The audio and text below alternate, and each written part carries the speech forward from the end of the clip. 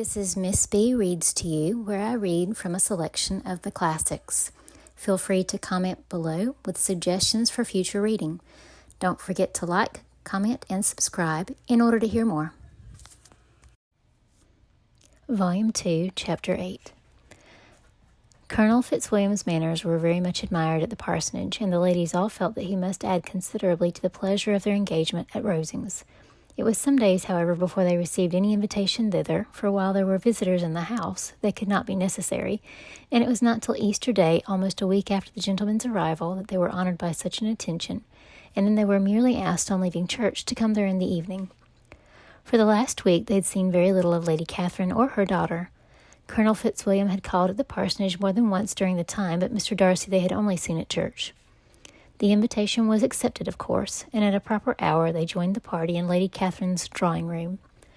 Her ladyship received them civilly, but it was plain that their company was by no means so acceptable as when she could get nobody else, and she was, in fact, almost engrossed by her nephews, speaking to them, especially to Darcy, much more than to any other person in the room. Colonel Fitzwilliam seemed really glad to see them. Anything was a welcome relief to him at Rosings, and Mrs. Collins's pretty friend had moreover caught his fancy very much. He now seated himself by her, and talked so agreeably of Kent and Hertfordshire, of travelling and staying at home, of new books and music, that Elizabeth had never been half so well entertained in that room before, and they conversed with so much spirit and flow as to draw the attention of Lady Catherine herself, as well as of Mr. Darcy. His eyes had been soon and repeatedly turned towards them with a look of curiosity, and that her ladyship after a while shared the feeling was more openly acknowledged, for she did not scruple to call out, "What is that you are saying, Fitzwilliam? What is it you are talking of? What are you telling Miss Bennet? Let me hear what it is." "We are speaking of music, madam," said he, when no longer able to avoid a reply. "Of music? Then pray speak aloud. It is of all subjects my delight. I must have my share in the conversation if you are speaking of music. There are few people in England, I suppose, who have more true enjoyment of music than myself, or a better natural taste. If I had ever learnt, I should have been a great proficient, and so would Anne, if her health had allowed her to apply. I am confident that she would perform delightfully. How does Georgiana get on, Darcy?" Mr. Darcy spoke with affectionate praise of his sister's proficiency. "I am very glad to hear such a good account of her," said Lady Catherine, "and pray tell her from me that she cannot expect to excel if she does not practice a great deal." "I assure you, madam," he replied, "that she does not need such advice. She practices very constantly." "So much the better. It cannot be done too much, and when I next write to her I shall charge her not to neglect it on any account. I often tell young ladies that no excellence in music is to be acquired without constant practice. I have told Miss Bennet several times that she will never play really well unless she practices more, and though Mrs. Collins has no instrument, she is very welcome, as I have often told her, to come to Rosings every day and play on the pianoforte in Mrs. Jenkinson's room. She would be in nobody's way, you know, in that part of the house." Mr. Darcy looked a little ashamed of his aunt's ill-breeding and made no answer. When coffee was over, Colonel Fitzwilliam reminded Elizabeth of having promised to play to him, and she sat down directly to the instrument. He drew a chair near her. Lady Catherine listened to half a song, and then talked, as before, to her other nephew, till the latter walked away from her, and moving with his usual deliberation towards the pianoforte, stationed himself so as to command a full view of the fair performer's countenance. Elizabeth saw what he was doing, and at the first convenient pause turned to him with an arch smile, and said, "You mean to frighten me, Mr. Darcy, by coming in all this state to hear me? I will not be alarmed, though your sister does play so well. There is a stubbornness about me that can never bear to be frightened at the will of others. My courage always rises at every attempt to intimidate me."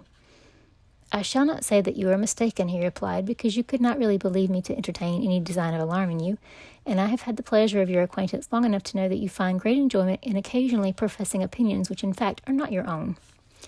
Elizabeth laughed heartily at this picture of herself, and said to Colonel Fitzwilliam, "Your cousin will give you a very pretty notion of me, and teach you not to believe a word I say.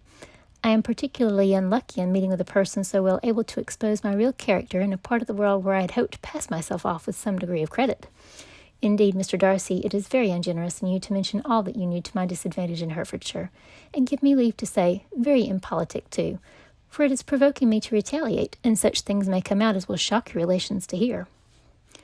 "I am not afraid of you," said he smilingly. "Pray let me hear what you have to accuse him of," cried Colonel Fitzwilliam. "I should like to know how he behaves among strangers." "You shall hear then, but prepare yourself for something very dreadful. The first time of my ever seeing him in Hertfordshire, you must know, was at a ball, and at this ball, what do you think he did? He danced only 4 dances, though gentlemen were scarce, and to my certain knowledge more than one young lady was sitting down in want of a partner. Mr. Darcy, you cannot deny the fact. I had not at that time the honour of knowing any lady in the assembly beyond my own party. True, and nobody can ever be introduced in a ballroom. Well, Colonel Fitzwilliam, what do I play next? My fingers wait your orders. Perhaps, said Darcy, I should have judged better had I sought an introduction, but I am ill qualified to recommend myself to strangers. Shall we ask your cousin the reason of this? Said Elizabeth, still addressing Colonel Fitzwilliam. Shall we ask him why a man of sense and education and who has lived in the world is ill qualified to recommend himself to strangers? I can answer your question, said Fitzwilliam, without applying to him. It is because he will not give himself the trouble. I certainly have not the talent which some people possess, said Darcy, of conversing easily with those I have never seen before. I cannot catch their tone of conversation or appear interested in their concerns, as I often see done. My fingers, said Elizabeth, do not move over this instrument in the masterly manner which I see so many women's do. They have not the same force or rapidity, and do not produce the same expression, but then I have always supposed it to be my own fault, because I would not take the trouble of practicing. It is not that I do not believe my fingers as capable as any other woman's of superior execution. Darcy smiled and said, You are perfectly right. You have employed your time much better. No one admitted to the privilege of hearing you can think anything wanting. We neither of us performed to strangers. Here they were interrupted by Lady Catherine, who called out to know what they were talking of. Elizabeth immediately began playing again. Lady Catherine approached, and after listening for a few minutes, said to Darcy, Miss Bennet would not play at all amiss if she practised more and could have the advantage of a London master. She has a very good notion of fingering, though her taste is not equal to Anne's. Anne would have been a delightful performer had her health allowed her to learn. Elizabeth looked at Darcy to see how cordially he assented to his cousin's praise, but neither at that moment nor at any other could she discern any symptom of love, and from the whole of his behaviour to Miss de Bourgh she derived this comfort from Miss Bingley, that he might have been just as likely to marry her had she been his relation. Lady Catherine continued her remarks on Elizabeth's performance, mixing with them many instructions on execution and taste. Elizabeth received them with all the forbearance of civility, and at the request of the gentleman remained at the instrument till her ladyship's carriage was ready to take them all home.